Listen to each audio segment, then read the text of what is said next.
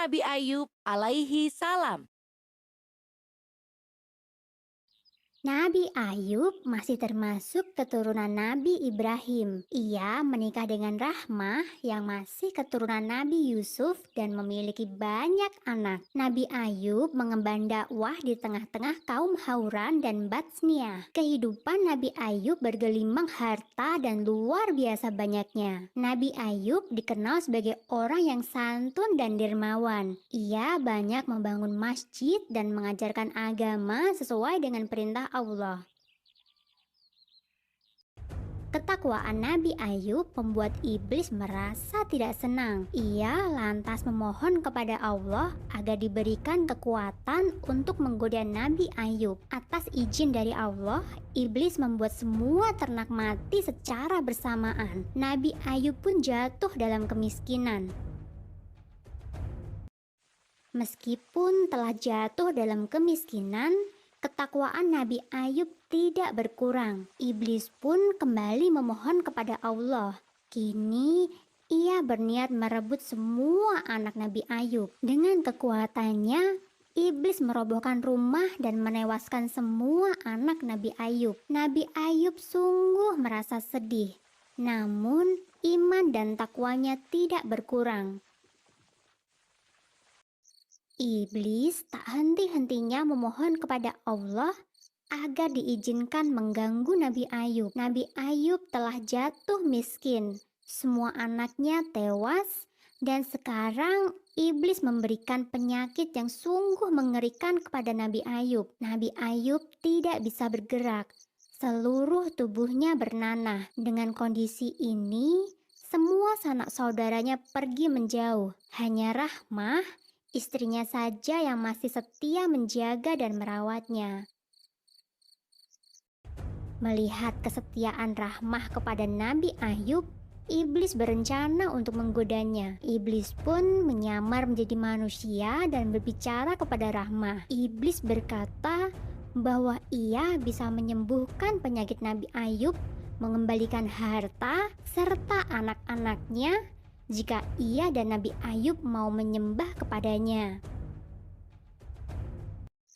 Rahmah lantas menceritakan pertemuannya dengan orang asing tersebut. Betapa terkejutnya Nabi Ayub saat mengetahui iman istrinya telah goyah. Nabi Ayub lantas berkata bahwa orang asing itu pastilah iblis yang hendak menggoyahkan iman mereka.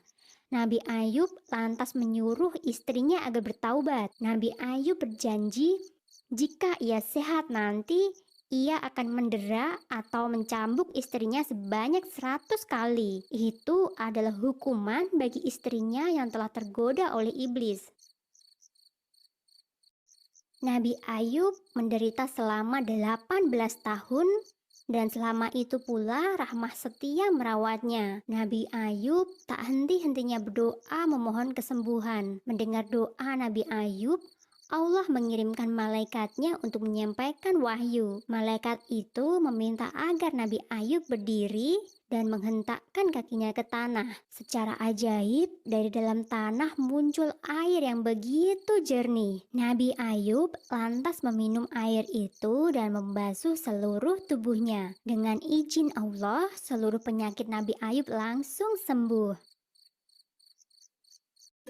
Betapa bahagianya Rahmah ketika melihat suaminya telah sembuh. Ia langsung berlutut dan mengucapkan syukur kepada Allah. Nabi Ayub sangat sayang pada istrinya, apalagi kesetiaan dan iman Rahmah telah teruji selama 18 tahun menemani dan merawatnya dengan penuh kasih. Namun, janji Nabi Ayub untuk mendera Rahmah sebanyak 100 kali tetap harus dijalankan. Saat itulah Allah yang Maha Penyayang memberikan jalan keluar. Allah memerintahkan Nabi Ayub mengambil seikat rumput dan memukul istrinya dengan itu, sehingga tidak akan ada janji yang dilanggar dan istrinya pun tidak mengalami kesakitan. Allah sungguh maha adil dan maha pemurah. Atas kesabaran Nabi Ayub dalam menerima cobaannya, Allah mengembalikan semua yang telah hilang dari Nabi Ayub dan melipat gandakannya. Nabi Ayub mengemban tugas dari Allah hingga usia 93 tahun. Sumber dalam Al-Quran surat Al-Anbiya ayat 84 yang berisi, "Maka kami pun memperkenankan seruannya itu, lalu kami lenyapkan penyakit yang ada padanya, dan kami kembalikan keluarganya kepadanya, dan kami lipat gandakan bilangan mereka sebagai suatu rahmat dari sisi kami, dan untuk menjadi peringatan bagi semua yang menyembah Allah." Zulkifli alaihi salam. Kesabaran Nabi Ayub menurun pada salah satu anak laki-lakinya, yaitu Bishr. Bishr bin Ayub adalah lelaki yang istimewa. Ia sangat bertakwa kepada Allah dan keimanannya sangat sempurna. Suatu ketika, raja yang memerintah kaumnya telah berusia lanjut dan berniat menyerahkan tahtanya. Sang raja mengumumkan kepada rakyatnya, bagi siapa saja yang sanggup menerima 3 syarat, maka dialah yang akan menjadi raja selanjutnya. Dan ternyata hanya Bishr saja yang berani menerima syarat tersebut.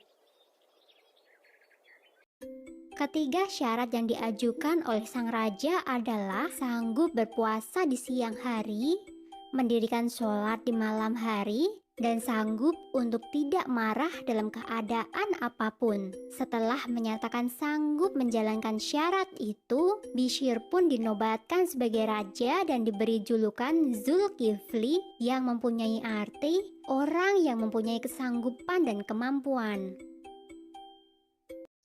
Zulkifli selalu berpuasa di siang hari, mengerjakan sholat di malam hari, dan tidak pernah marah sama sekali. Keteguhan iman Zulkifli membuat iblis tidak senang. Iblis mencari cara agar ia bisa membuat Zulkifli marah. Seusai zuhur, iblis menyamar menjadi seorang kakek dan menemui Zulkifli. Ia mengadu jika selama ini ia telah dianiaya oleh kaumnya. Raja Zulkifli pun meminta sang kakek untuk datang ke persidangan pada esok harinya.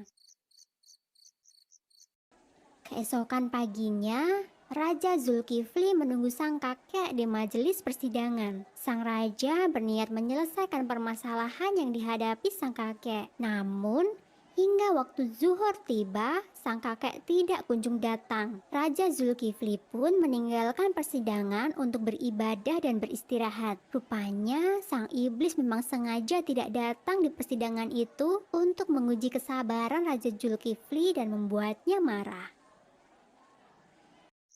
Saat Raja Zulkifli hendak istirahat, kakek jelmaan iblis itu muncul kembali. Kakek itu kembali mengadukan nasibnya sambil menangis. Raja kemudian meminta kakek itu pulang dan datang ke persidangan esok hari. Setelah kakek itu keluar dari kamar, Raja Zulkifli pun beristirahat. Ia memerintahkan kepada pengawal untuk mencegah siapa saja yang berniat mengganggunya. Usaha iblis untuk membuat Raja Zulkifli marah ternyata gagal. Setelah diusir oleh pengawal, ia pun kembali menyusup ke dalam istana. Para pengawal merasa heran karena kakek itu bisa menyelinap masuk. Mereka pun sadar jika kakek tua itu bukanlah manusia biasa. Setelah itu, mereka memperketat penjagaan di depan pintu kamar sang raja. Ternyata godaan sang iblis tidak mampu menggoyahkan iman Raja Zulkifli. Namun tak lama setelah itu, kesabaran Raja Zulkifli kembali diuji. Ada sekelompok orang durhaka yang berniat mengancam keselamatan kerajaannya. Raja Zulkifli kemudian meminta agar rakyatnya bersedia maju ke medan perang. Namun seruan Raja Zulkifli tidak ditanggapi oleh rakyatnya. Rupanya seluruh rakyatnya takut mati sehingga mereka tidak mau pergi berperang. Jika sang raja bisa menjamin bahwa mereka tidak akan mati saat berperang, barulah mereka mau maju ke medan perang bersama sang raja. Saat itu, sang raja berdoa kepada Allah. Ia meminta perlindungan dan keselamatan bagi semua rakyatnya. Doa Raja Zulkifli dikabulkan. Mereka berhasil memenangkan peperangan tanpa ada satupun rakyat yang mati di medan perang. Setelah itu, Raja Zulkifli memerintah dengan adil dan bijaksana. Hingga wafatnya, Raja Zulkifli tetap memegang teguh janjinya untuk selalu berpuasa di siang hari, sholat di malam hari, dan tidak pernah marah. Zulkifli alaihissalam dikenal sebagai orang yang sangat sabar, sehingga Allah pun memujinya dalam surat Al-Anbiya ayat 85.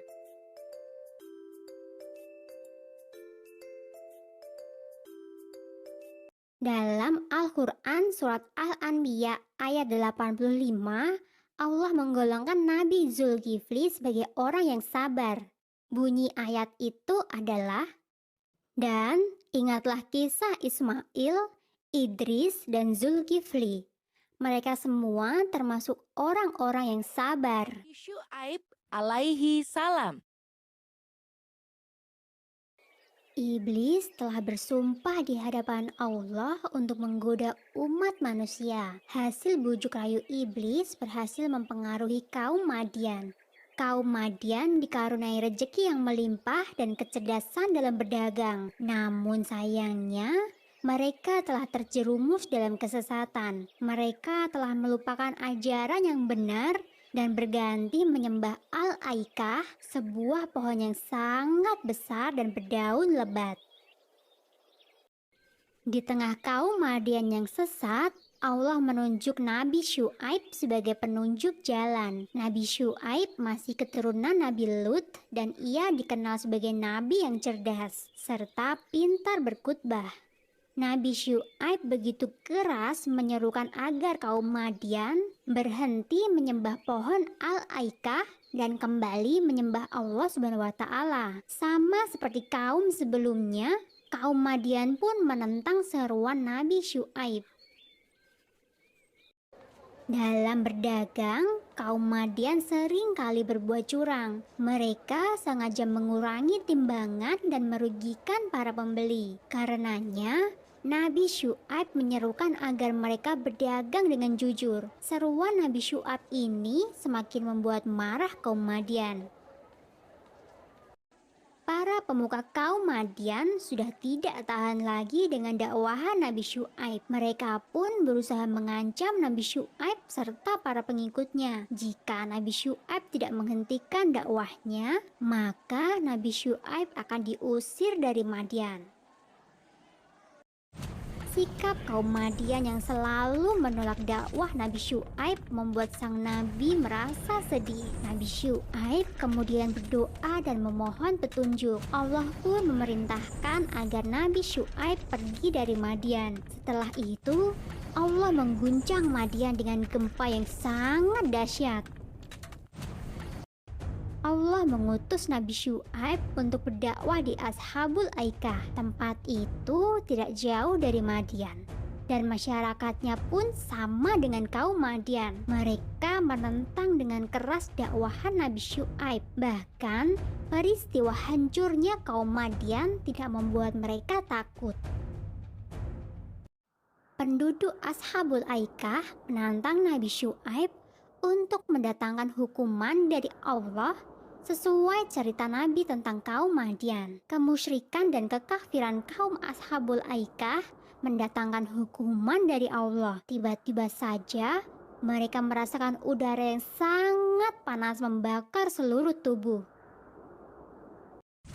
Hawa panas itu berlangsung selama 7 hari berturut-turut. Setelah itu, langit berwarna hitam pekat, menandakan hujan akan segera turun. Namun, yang turun bukanlah air, melainkan api batu bara yang menyala. Sungguh luar biasa hukuman dari Allah bagi kaum-kaum yang sesat dan tidak mau beriman. Nabi Syuaib bersama pengikutnya kembali ke Madian. Kota itu tidak rusak meskipun diterjang gempa yang dahsyat. Hanya orang-orang yang menentang Allah saja yang dimusnahkan pada hari itu. Setelah itu, Nabi Syuaib kembali meneruskan dakwahnya. Sumber dalam Al-Quran surat Hud ayat 84 yang berbunyi, "Dan kepada penduduk Madian kami utus saudara mereka Syuaib. Ia berkata, 'Hai kaumku, sembahlah Allah. Sekali-kali tiada Tuhan bagimu selain Dia, dan janganlah kamu kurangi takaran dan timbangan. Sesungguhnya aku melihat kamu dalam keadaan yang baik, dan sesungguhnya aku khawatir terhadapmu akan azab hari yang membinasakan.'" Nabi Musa alaihi salam. Saat itu, Mesir dipimpin oleh Raja Fir'aun yang sangat kejam. Fir'aun tidak mau jika suatu hari nanti ada orang yang merebut tahtanya. Maka, ia memerintahkan agar semua bayi laki-laki dibunuh. Perintah Fir'aun itu membuat Yukabat merasa takut karena ia telah melahirkan seorang anak laki-laki. Atas petunjuk dari Allah, Yukabat meletakkan bayinya di sebuah keranjang dan menghanyutkannya di sungai Nil. Yukabat meminta agar anak perempuannya, Maryam, mengikuti kemanapun adiknya terhanyut. Dan ternyata bayi itu hanyut ke arah istana dan ditemukan oleh para dayang. Mereka lantas menyerahkan bayi tersebut kepada ratu mereka. Istri Fir'aun yang belum dikaruniai anak lantas mengangkat bayi itu sebagai anak. Bayi itu kemudian diberi nama Musa. Musa terus-menerus menangis dan tidak mau menyusu pada dayang istana. Akhirnya sang ratu mencari seorang ibu susu bagi Musa. Allah berkehendak mempertemukan kembali Yukabat dengan anaknya. Maka jadilah Yukabat sebagai ibu susu bagi Musa. Suatu hari, saat sedang berada dalam pangkuan Fir'aun, Musa kecil tanpa sengaja menarik janggut Fir'aun dengan keras. Ketika itu juga, Fir'aun memerintahkan agar Musa dibunuh. Namun, karena istrinya terus-menerus membujuknya, akhirnya Fir'aun pun mengampuni Musa. Musa dibesarkan dan dididik layaknya putra raja. Namun ketika ia dewasa, ia mulai sadar siapa dirinya. Ia bukanlah anak sang raja, melainkan anak seorang Bani Israel, kaum yang selalu ditindas oleh Fir'aun. Suatu hari, Musa melihat perkelahian antara seorang pemuda Bani Israel dengan pemuda dari suku Hipti atau suku Mesir. Saat hendak melerai, tanpa sengaja, Musa memukul pemuda kaum Hipti itu hingga tewas. Karena kesalahannya itu, Musa diancam dengan hukuman mati. Dengan bantuan dari seorang pengikut Nabi Ibrahim, Musa berhasil melarikan diri. Musa terus berjalan hingga ke kota Madian dan bertemu dengan Nabi Syuaib. Dalam riwayat lain, Musa bertemu dengan anak saudara Nabi Syuaib. Kemudian Musa bekerja pada Nabi Syuaib. Tak lama kemudian, Musa menikah dengan Syafura, anak perempuan Nabi Syuaib. Setelah 10 tahun lamanya, Musa berkeinginan untuk pulang ke Mesir. Maka ia pun mengajak istri dan kedua anaknya yang masih kecil. Saat malam tiba, Musa memutuskan untuk beristirahat dan membuat sebuah tenda di padang pasir. Musa kemudian pergi untuk mencari api hingga sampailah ia di Gunung Tur. Di sana, Musa melihat api tampak menyala di sebatang pohon berwarna hijau. Saat itulah sebuah suara terdengar. Itu adalah suara Allah.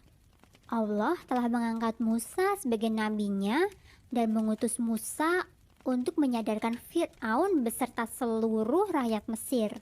Dari peristiwa itu, Nabi Musa dijuluki Halimullah yang berarti Nabi yang diajak bicara oleh Allah. Setelah pulang ke rumah ibunya, ia mengajak Harun, saudaranya, untuk pergi menemui Raja Fir'aun. Mereka berdua telah mengemban tugas dari Allah. Di dalam istana Fir'aun, Musa beserta Harun dengan lantang menyerukan bahwa mereka adalah utusan Allah dan tiada Tuhan selain Allah. Fir'aun sangat marah mendengar hal tersebut. Ia kemudian meminta Musa untuk memberikan bukti bahwa ia benar-benar utusan Allah. Maka Nabi Musa pun menunjukkan mukjizatnya. Tongkat yang dipegangnya berubah menjadi ular dan tangannya berwarna putih bersinar. Sebenarnya Fir'aun merasa takjub, namun ia tidak mau mengakuinya. Fir'aun lantas menyebut Nabi Musa sebagai penyihir biasa. Untuk membuktikan bahwa ia lebih hebat dari Nabi Musa, Fir'aun mengumpulkan 3 penyihir terhebat untuk melawan Nabi Musa. Satu persatu penyihir istana berhasil merubah tongkat mereka menjadi ular berbisa. Di bawah perlindungan Allah, Nabi Musa merubah tongkatnya menjadi seekor ular raksasa yang kemudian melahap semua ular milik para penyihir. Para penyihir yang menyaksikan keajaiban itu pun langsung bersujud dan memohon ampun kepada Nabi Musa. Kedudukan Nabi Musa semakin kokoh di masyarakat Mesir. Namun, Fir'aun dan pengikutnya tetap saja menolak dakwah Nabi Musa. Nabi Musa pun berdoa kepada Allah untuk memberikan petunjuk. Maka, Allah memberikan ujian berupa kemarau yang sangat panjang. Rakyat Mesir bersama-sama menghadap kepada Nabi Musa dan meminta pertolongan. Setelah bencana itu lewat, masyarakat Mesir kembali ke dalam kemusyrikan. Allah kemudian menurunkan bencana berupa hama belalang. Setelah hama belalang, Allah kembali mengirimkan hama kutu. Dan setelah itu, Allah merubah seluruh air di Mesir menjadi darah. Namun semua itu tidak menjadikan Fir'aun sadar. Ia justru semakin membenci Nabi Musa. Keinginan Fir'aun untuk membunuh Nabi Musa tak dapat lagi dicegah. Ia kemudian memimpin pasukan besar untuk menyerang Nabi Musa. Dengan bimbingan dari Allah, Nabi Musa dan pengikutnya lari hingga ke tepi Laut Merah. Nabi Musa terjepit antara lautan dan pasukan Fir'aun. Saat itulah Allah kembali memberikan mukjizat kepada Nabi Musa. Dengan pukulan tongkat Nabi Musa, air laut itu langsung terbelah menjadi 2. Terciptalah sebuah jalan bagi Nabi Musa dan pengikutnya. Setelah sampai di seberang Laut Merah, Nabi Musa kembali memukulkan tongkatnya. Seketika itu juga, air laut kembali menyatu dan menenggelamkan pasukan Fir'aun. Nabi Musa dan Harun terus memimpin kaum Bani Israel ke arah Palestina. Ketika tiba di kaki Gunung Sinai, Allah kembali berbicara kepada Nabi Musa. Allah memerintahkan Nabi Musa untuk puasa selama 30 malam. Dan Nabi Musa diperkenankan untuk bertemu dengan Allah di puncak Gunung Sinai. Kemudian Allah meminta Nabi Musa untuk mengenapkan puasanya menjadi 40 malam. Setelah Nabi Musa selesai, Allah memberikan kitab Taurat kepada Nabi Musa. Sebuah kitab yang berisi tuntunan kehidupan bagi kaum Bani Israel. Tentang kelahiran Nabi Musa terdapat pada surat Al-Qasas ayat 4 yang berbunyi, "Dan kami ilhamkan kepada ibu Musa, susuilah dia, dan apabila kamu khawatir terhadapnya, maka jatuhkanlah dia ke sungai Nil. Dan janganlah kamu khawatir dan janganlah pula bersedih hati, karena sesungguhnya kami akan mengembalikannya kepadamu dan menjadikannya salah seorang dari para rasul." tentang kenabian Nabi Musa terdapat pada surat Al-A'raf ayat 103 yang berbunyi, "Kemudian kami utus Musa sesudah rasul-rasul itu dengan membawa ayat-ayat kami kepada Fir'aun dan pemuka-pemuka kaumnya. Lalu mereka mengingkari ayat-ayat itu. Maka perhatikanlah bagaimana akibat orang-orang yang membuat kerusakan."